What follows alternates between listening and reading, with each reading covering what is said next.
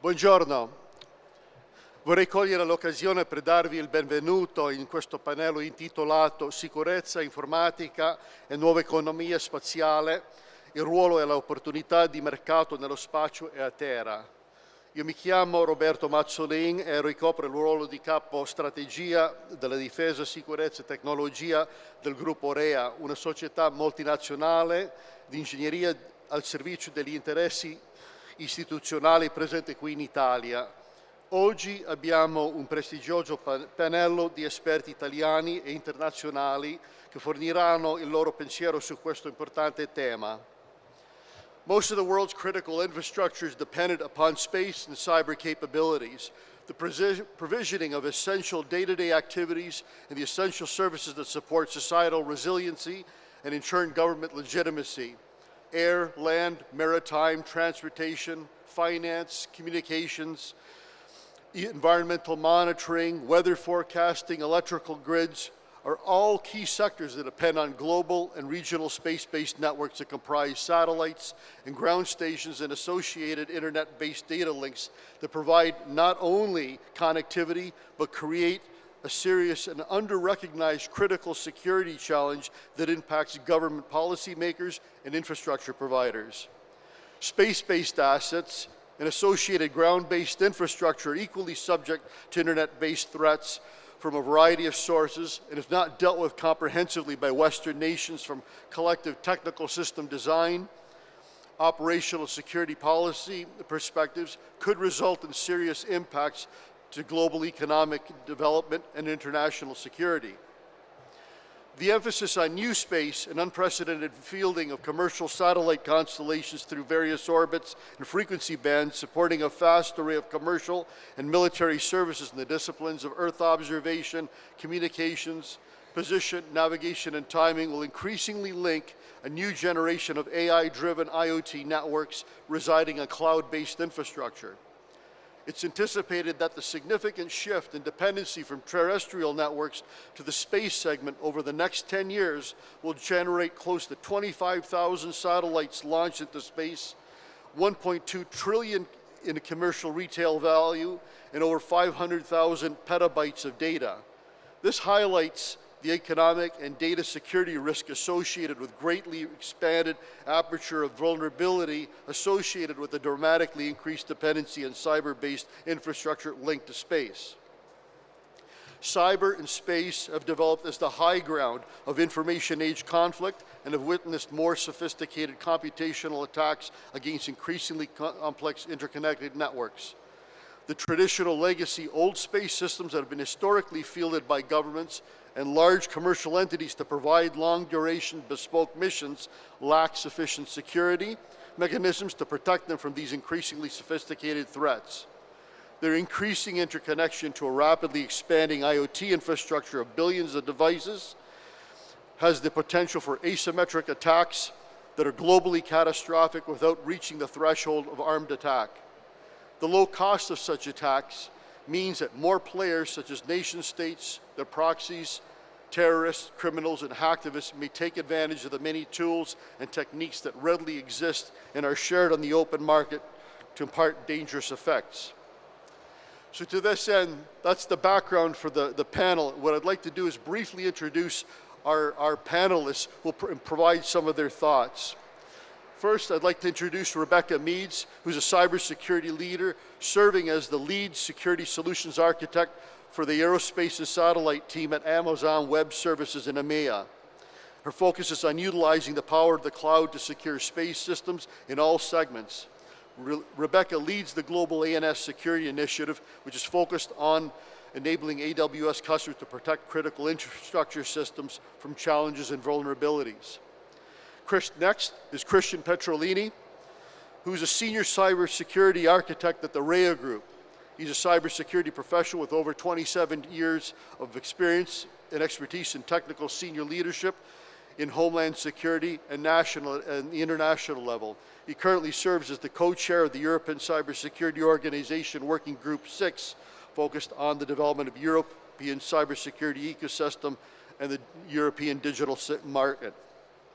Next, we have Patrick Trinkler, who is the CEO and founder of CySec, whose role is to deliver agile security solutions for critical infrastructures. He's played an active part in the world's first efforts in the areas of quantum technologies, and he's specialized in creating business value from security for governments, banks, and the industrial sector, and telcos, using his deep experience in security, especially in technologies related to quantum and cryptography.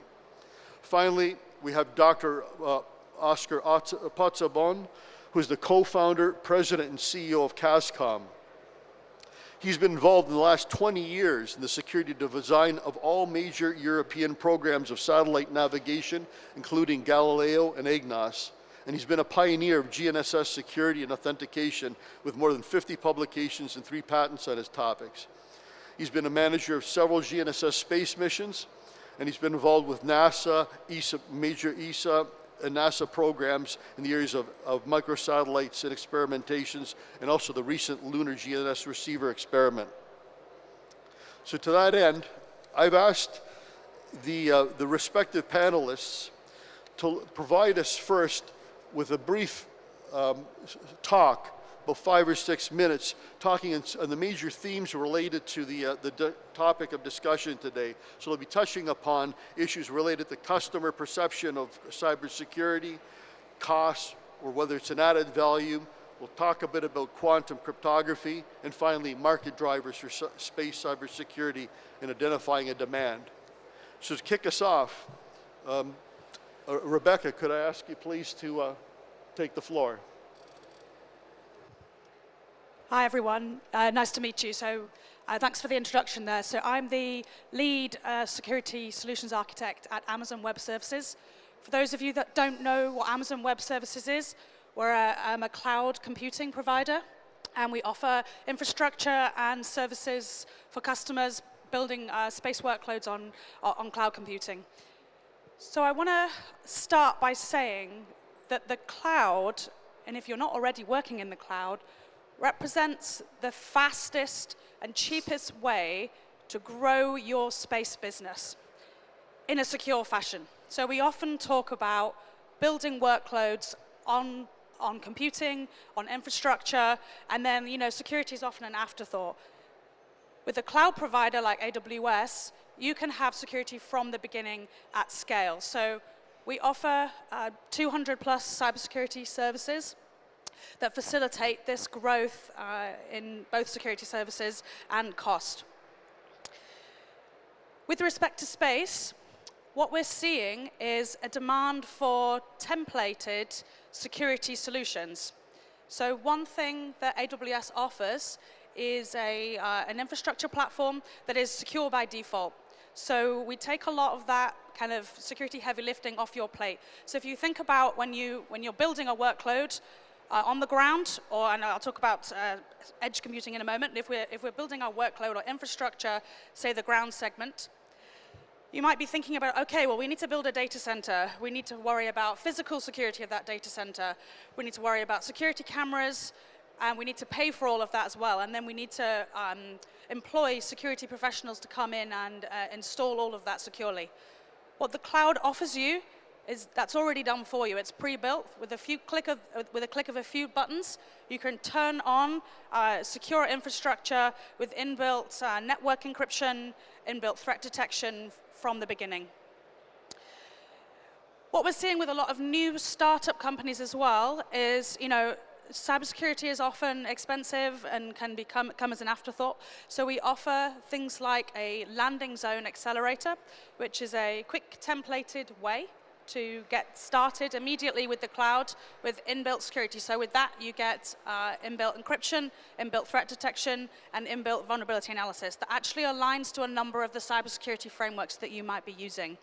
So things like ISO 27001, NIST, and hundreds of other cloud security or security frameworks we provide templated solutions for.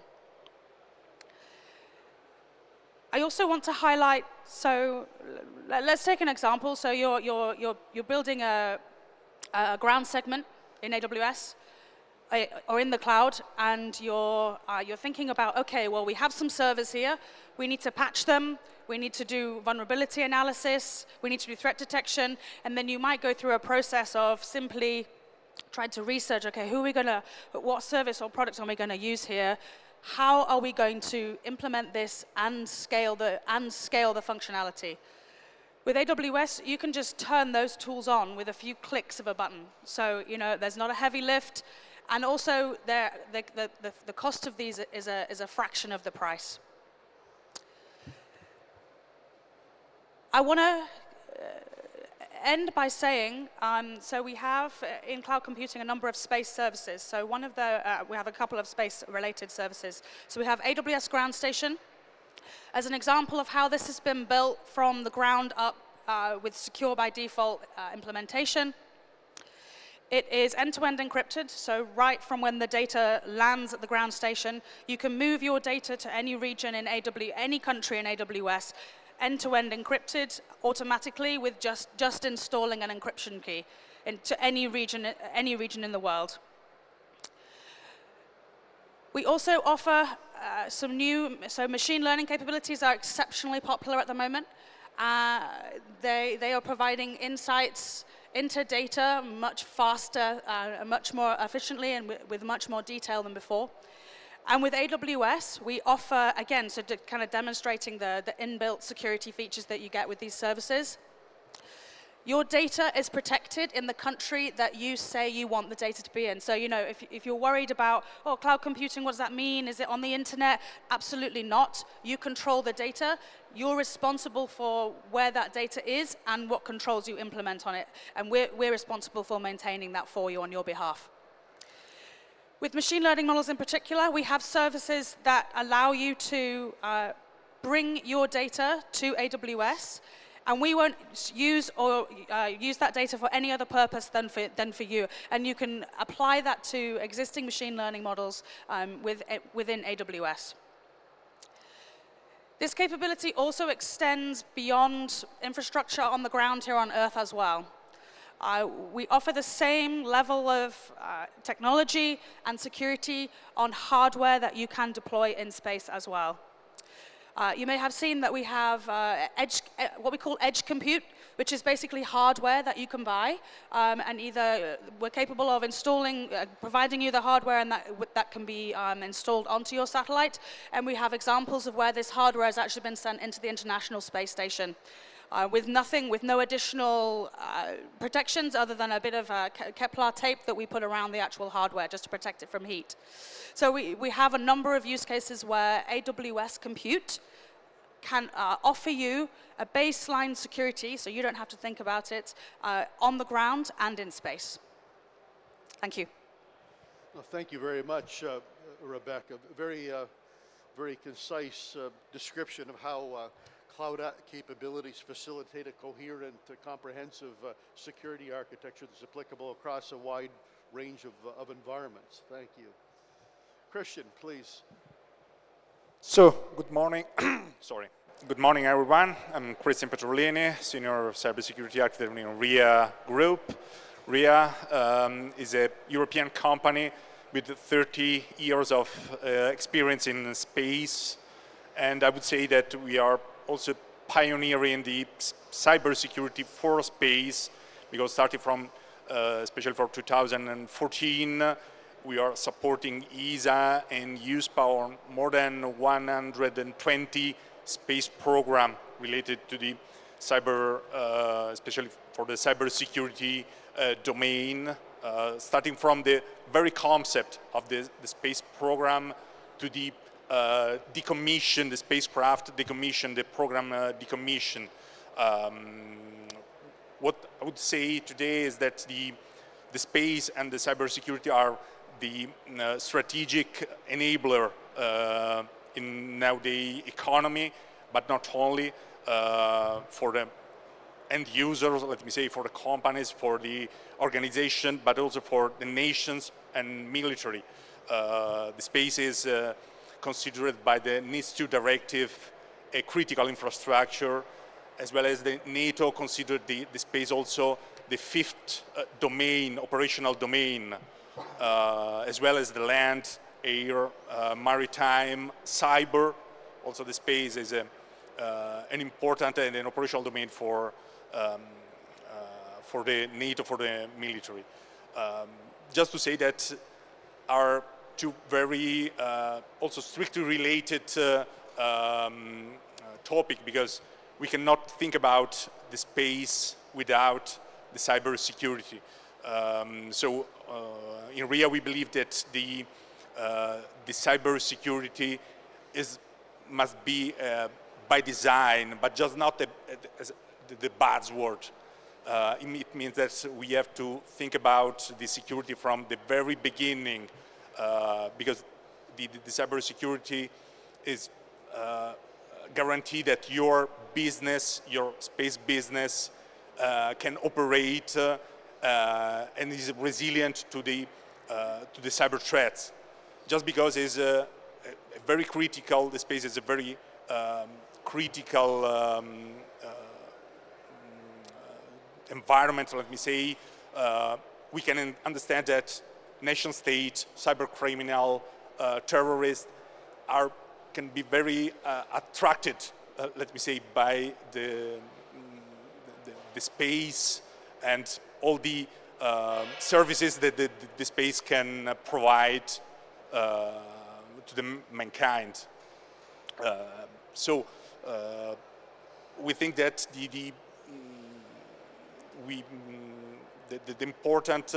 important is that we understand that it's a very complex, the space is composed by very complex part, and we think that for example, the supply chain is one of the most important, most critical topic that we have to take into account when we talk about the cybersecurity, and that another because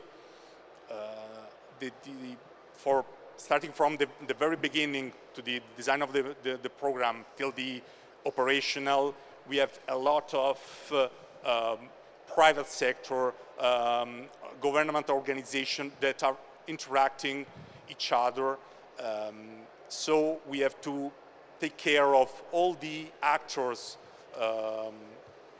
in order to be secure that the overall space program is protected, is resilient, and can operate.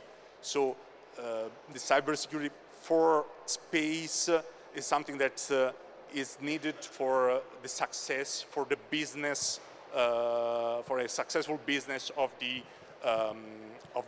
operation. And this means that we have to look at the threat modeling, threat analysis of all the components, the ground segment, the spacecraft, the link, the connection between the spacecraft and the ground segments, but also the training and also the capability to test all the systems in a very realistic manner. I mean, the important thing, because it's very, you know that it's very expensive to send spacecraft in the space. In RIA, we have implemented an emulation platform. The CTEF is a very sophisticated cyber range that is able to create a digital twin, able to test the spacecraft, the link, the communication, and the ground segment, all the components that are inside the overall space program in a closed environment with hardware in the loop, where also we are able to simulate cyber attacks, also from the RF radio frequency, because this is also one of the attack point the attacker can use to create disruption or attacks toward the spacecraft or ground segment. So for us, the the capability the possibility to have an emulation platform, a digital twin, and implement all the validation tests, real penetration test and validation test in the satellites, spacecraft, ground segment, user segments in a closed environment, but in a very realistic way. This is something that we think that is very important for the success of the missions. Grazie. Thank you very much, Christian. You've made a tremendous encapsulation of the importance of integrating security as a fundamental element of design of a system, and using the various approaches such as model-based simulation and emulation, along with considering all aspects of life cycle development. Thank you. Patrick, you've had a lot of experience in the areas of quantum, which is becoming increasingly topical. Grateful for your thoughts. Hello, good morning. Thank you for the invitation. Yes, I'm Patrick Winkler, CEO, co-founder of Cybesec. Cybesec is a French-Swiss company. We are based in Lausanne and in Toulouse. We will have an entity next year in Italy too. We have 40 engineers in the team. And yeah, it's not my first experience in the startup field.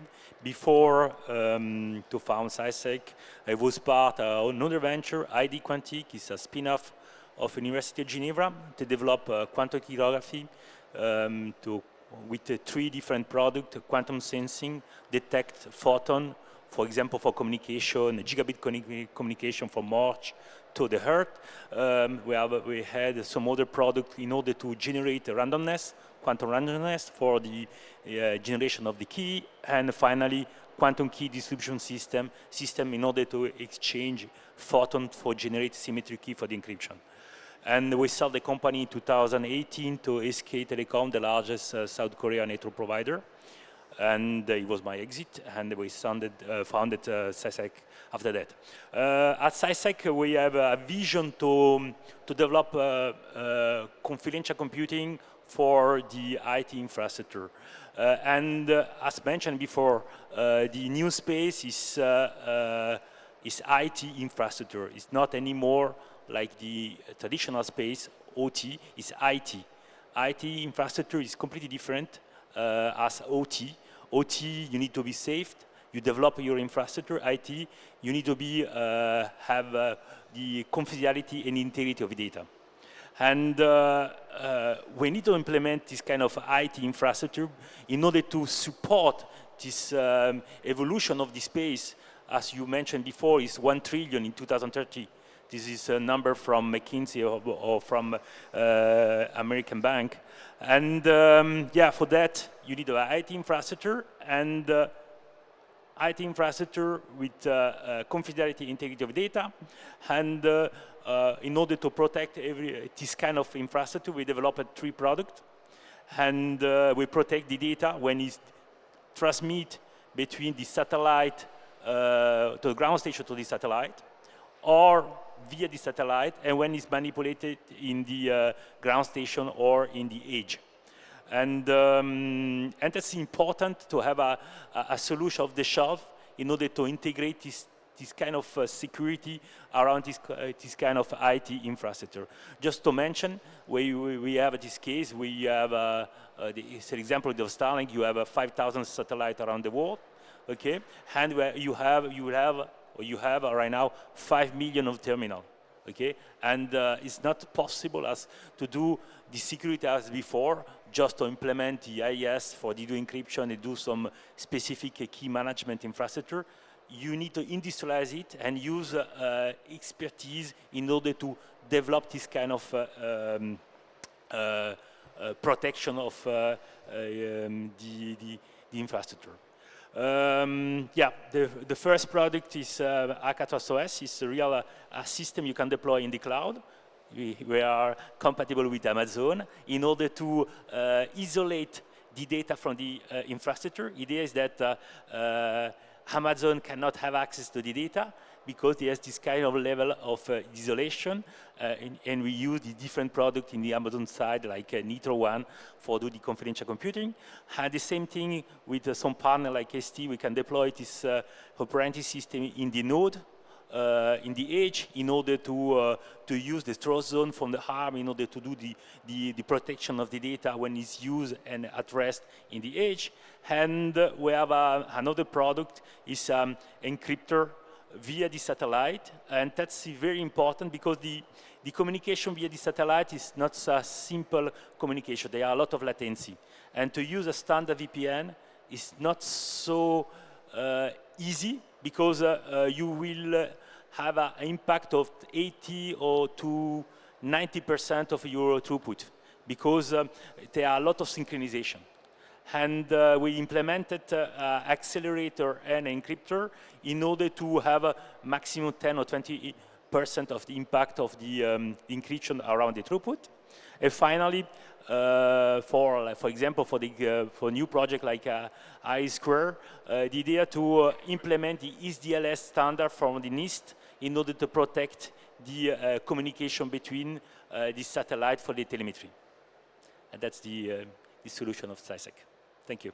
Thank you very much. So again, key point really is your emphasis, or your corporate emphasis, on separating protection of the infrastructure and the protection of the data itself throughout the enterprise, and particularly relevant in the context of the utilization of quantum techniques. Very interesting, some of the actual practical products that you folks are developing. Thank you. Oscar, please. Thank you. Given your tremendous expertise and experience in focusing on the development of key solutions in critical elements of sensitive European infrastructure, grateful for your thoughts. Sure. Well, good morning, everyone. I would like to start with an example. There are lots of students today. I think 70–80% of the participants in this room are students. And I've been amazed how much you've been following all the sessions. So I would like to start with an example, and how difficult is detection of threats from space. So let's listen for a second to the background noise. That's a lot of noise, right? There's probably thousands of people talking at the moment. Well, we could compare this to the audio version of the RF communications that we monitor today from space. Thousands of satellites, lots of communications. So the question is, how do we detect if there is one person in the audience that is performing a cyber attack? There is a lot of noise, right? So how do you know that? Well, that's applied to the security lifecycle of space. In this example, becomes quite realistic to what we do today. So we will have to isolate. We should take a single person that should emulate the cyber attack. So we have to build what we call testbed, security testbed. We have to analyze the specific attacks. And once we can isolate the attacks, we understand what is the difference to a nominal situation towards an attack situation. And once we know that, we can put it as a requirement to the system. So the requirement is you have to monitor and detect that specific attack. And the life cycle of security, it's all about that. So ending up on monitoring. So if the background noise that we hear today would be space communications, the requirement would be to detect someone performing an attack, to monitor, to localize it. So very important is to know where the source of the attack is coming from. So is it coming from that side or from the bottom of the room? So now going back to what we do at system level, for 20 years we've been designing in Quascom security of navigation systems and looking at the protections and detections. And we normally start from the life cycle, which is how do you write the requirements. The requirements are driven by the threats.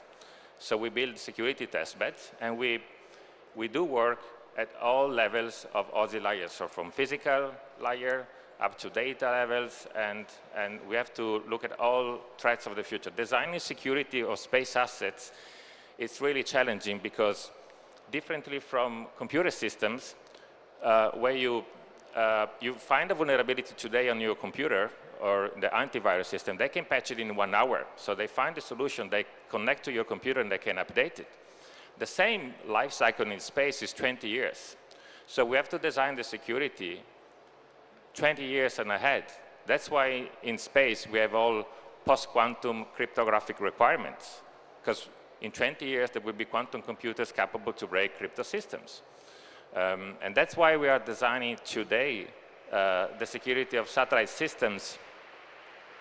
This will be a jammer in the example of audio. That's why we designed radio frequency detection and localizations, because the cyber threats are becoming easier and easier. You can buy from the web with $200 software-defined radio equipment that can hack a device and download open source.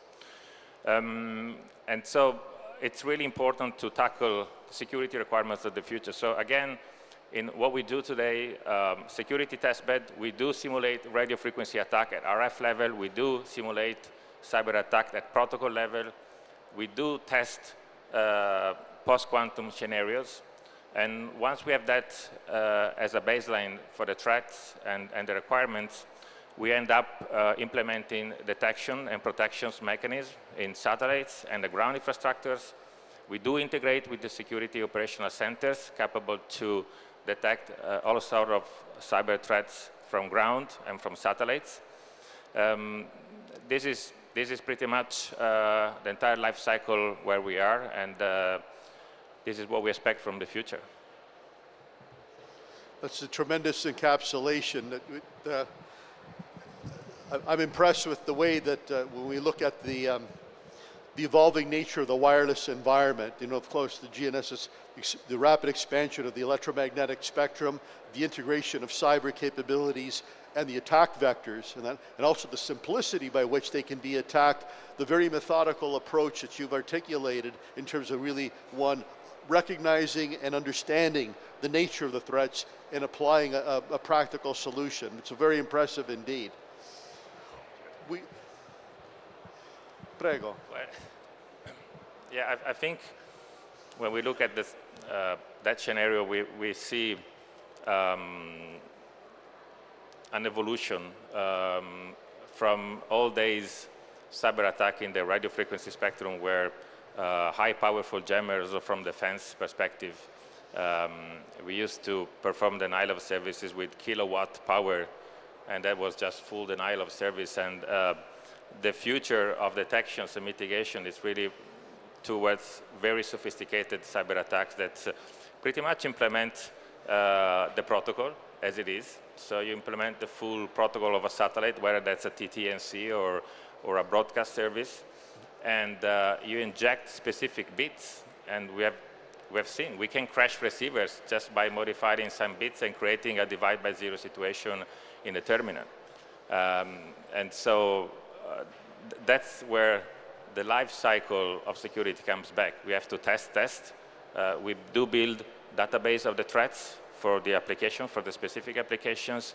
We do offer to our customers and to the systems continuous updates of the threats at radio frequency, data, and protocol level. And for space systems, we have to understand, we have to adapt. We must get to the dynamics that we have with computer network systems. So we must be, in the future, capable to patch and update security vulnerabilities in hours, minutes, and seconds, exactly as the computer systems do today. So that's what we expect. That's excellent. And that goes back to the points that Christian had offered, really, this very integrated life cycle approach to integrating security by design into a broad system. So tremendous opportunities for integration. We've got a few minutes left, and what I'd like to do is offer a couple of questions, actually. And going back to Rebecca, so the panelists here have actually gone through a process really explaining how security can be integrated throughout the life cycle of a system. Amazon Web Services, you've really spoke to the simplicity by which these systems can be templated across broad application environments. Notwithstanding that, in the environment of the new space economy where commercial pressures are driving at cost, what do you see the main impediment and the best approach to motivating potential consumers or potential providers to integrate security more actively in their system design and products? So I think one of the main blockers is a mentality that security is hard and that security is expensive, and it's something that's a blocker.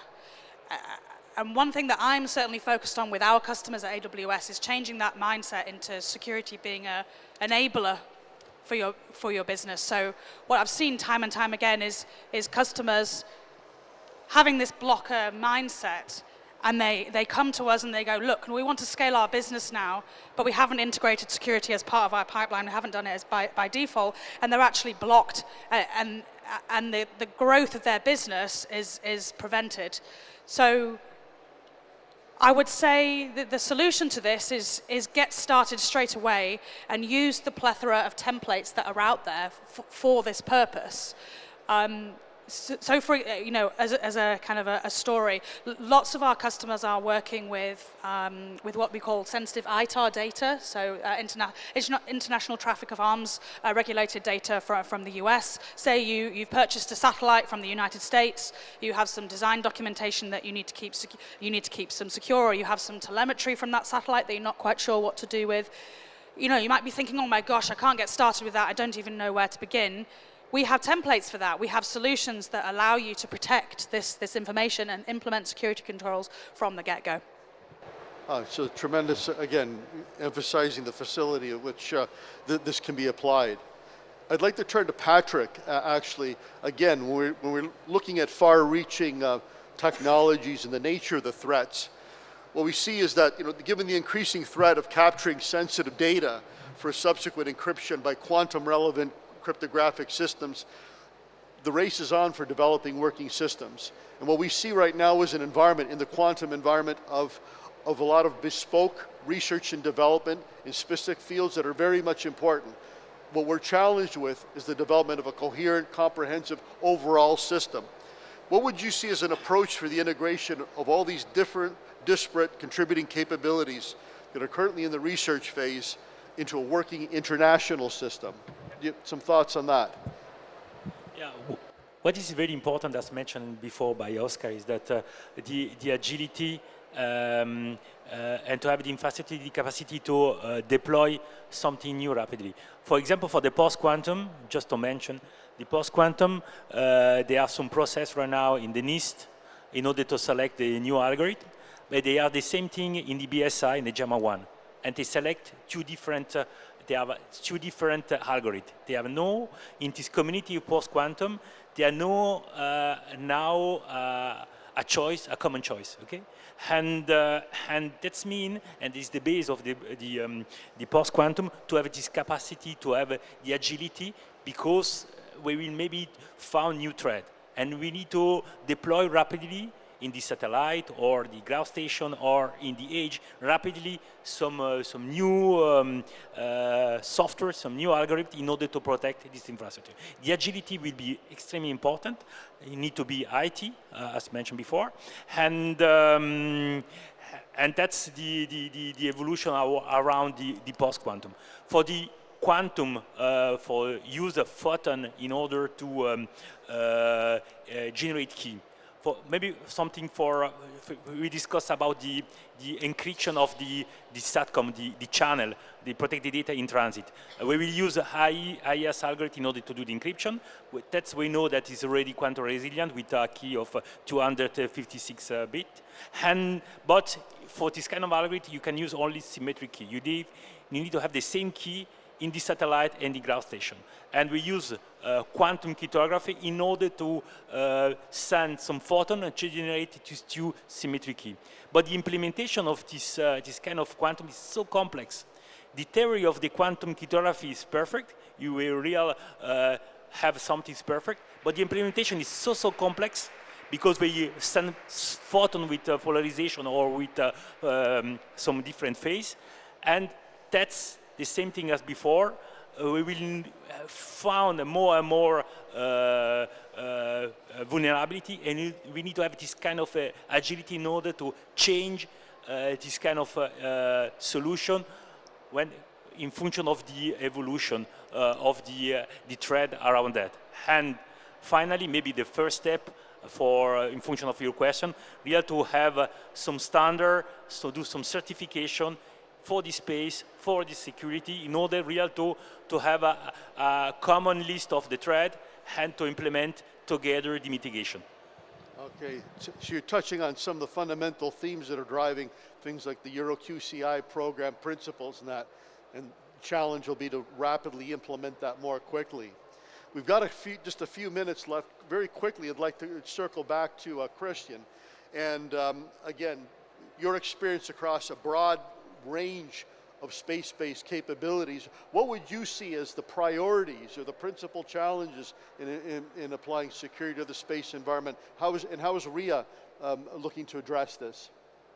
Yeah, as I already told you, for us, for example, the supply chain, the overall whole view of the space program, the space system is paramount important, because we have to have a look on the overall system, an overall threat analysis, and the possibility, the capability to validate your system in a realistic manner. This is one of the main points. The other we see, for example, is the training, because one of the threats you can find in the ESA Foresight 2030 report, where there are the top 10 new emerging threats for the next years. One is this specifically related to the space, to the fact that we have to create a cybersecurity, let me say, umbrella for the overall space program, for all the components, let me say.